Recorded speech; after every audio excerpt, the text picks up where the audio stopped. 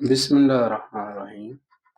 शुरू करता हूँ अल्लाह ताला के नाम से जो बड़ा मेहरबान निहायत रहम करने वाला है। आज हमारा टॉपिक है tissue.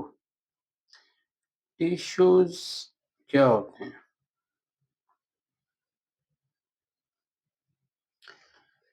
A collection of cell-associated intercellular material specialized for a particular function। Intercellular का मतलब होता है सेल के दरमियान जो चीजें मौजूद होती हैं।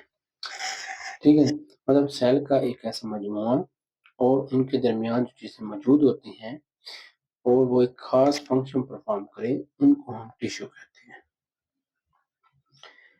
आगे हम पढ़ते हैं connective tissue. Tissue that support, protect and give structure to other tissue is body is called connective tissue। ऐसे टिश्यू जो आपको सपोर्ट देते हैं, प्रोटेक्ट करते हैं और दूसरे टिश्यू को एक स्ट्रक्चर देते हैं, उनको हम कनेक्टिव टिश्यू कहते हैं। कनेक्टिव टिश्यू जो होता है ना, अब मेरी आप थोड़ी सी बात समझ लें। आपका जो कनेक्टिव टिश्यू होता है ना, इस तरह देखें।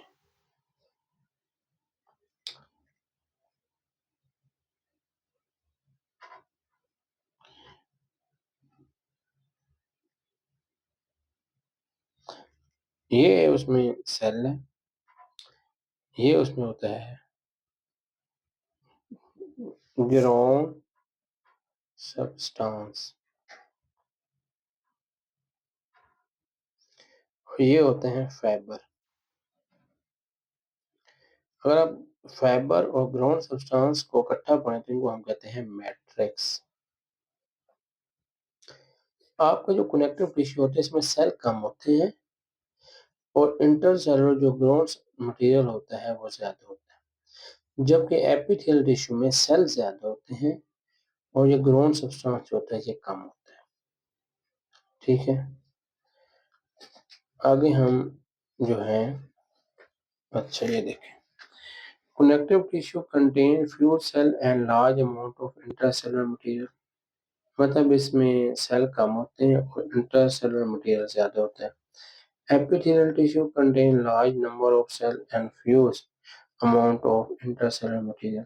मतलब ये दोनों एक दूसरे के ऑपोजिट है। Structure of connective tissue. अब देखो, हम जो कनेक्टिव टिश्यू पढ़ते हैं ना, इसमें हम क्या पढ़ते हैं? वो कहते हैं जो आप एक कनेक्टिव टिश्यू का स्ट्रक्चर पढ़ते हैं उसमें बेसिकली तीन चीजें होती हैं। एक सेल, नंबर दो फाइबर, ये वाले, नंबर थ्री ग्राउंड सब्सटेंस। अब इसमें जो सेल होते हैं वो कौन कौन से पाए जाते हैं कनेक्टिव टिश्यू में? फाइबर कौन कौन से पाए जाते हैं, ग्राउंड सब्सटेंस कौन से? अगर हम सेल की बात करें, पहले हम देखते हैं सेल कौन कौन से पाए जाते हैं। कनेक्टिव टिश्यू सेल, देखो स्ट्रक्चर ऑफ कनेक्टिव टिश्यू मुश्किल होता है सेल, एक इसमें होता है सेल, फाइबर और ग्राउंड सब्सटेंस।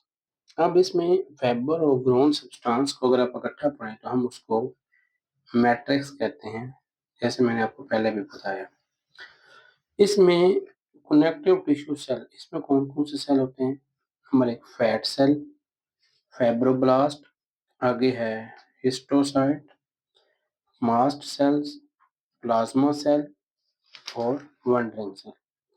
इसके अंदर अगर आप ये देखें कौन कौन से टिश्यू इसके अंदर पाए जाते हैं, एक होता है इलास्टिक फाइबर, फाइबर कौन कौन से पाए जाते हैं, सॉरी, इलास्टिक फाइबर, कोलेजनियस फाइबर और रेटिकुलर फाइबर, तीन फाइबर पाए जाते हैं। यहाँ पर पढ़ते हैं ग्राउंड सब्सटेंस क्या होते हैं। ग्राउंड सब्सटेंस में इसके पास मौजूद होता है वाटर, साल्ट, प्रोटियोग्लाइकेन्स और ग्लाइकोप्रोटीन्स। अब हम पढ़ते हैं प्रोटियोग्लाइकेन्स क्या होता है। ये मुश्तमिल होता है आपका प्रोटीन और कार्बोहाइड्रेट पर, लेकिन कार्बोहाइड्रेट जो होती है वो अबेंडेंट होती है, मतलब ज्यादा होती है। ग्लाइकोप्रोटीन जो होती है it is compose of carbohydrate and protein, but protein is abundant इसमें होता है।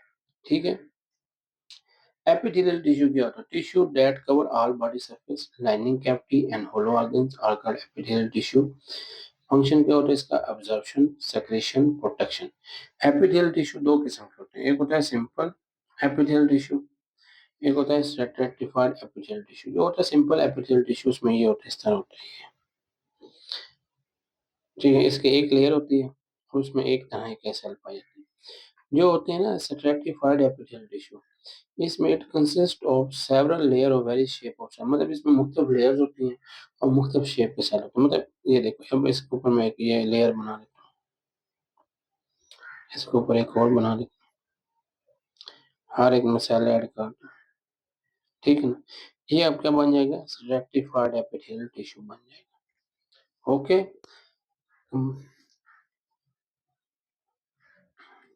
आज का हमारा जो लेक्चर था ये टिश्यू के बारे में था, ठीक है। Like my channel and subscribe my channel.